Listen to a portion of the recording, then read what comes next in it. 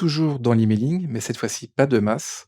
Nous allons parler de l'emailing de cold CRM.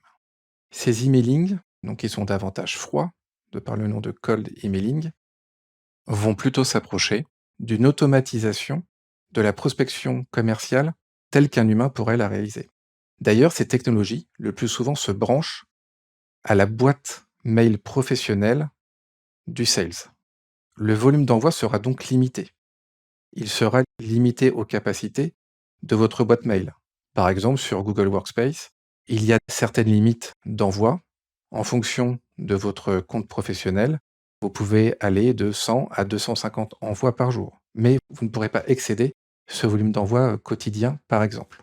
Ces outils permettent une automatisation des relances, ce qui est précieux lorsque l'on fait de la prospection par email, puisque vous pouvez adresser un message 1, si vous n'avez pas eu de retour, automatiser une deuxième relance, puis une troisième relance. Et aussi, il permet un reporting. Cela permet de voir en un clin d'œil les différents segments de cible que l'on a cherché à viser à travers nos actions de call CRM et voir laquelle réagit le mieux en termes de taux d'ouverture, de taux de clic, mais aussi de lead.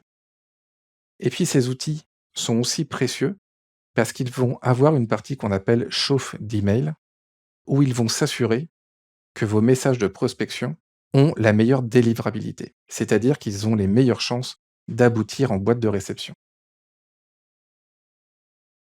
Vous l'aurez compris, ces usages sont plutôt pour la prospection directe par email ou alors l'envoi d'informations sur de faibles volumes.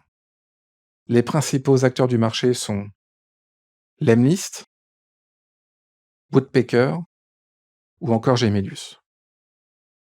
Aussi ici, cette liste n'est pas exhaustive, il s'agit des principaux acteurs.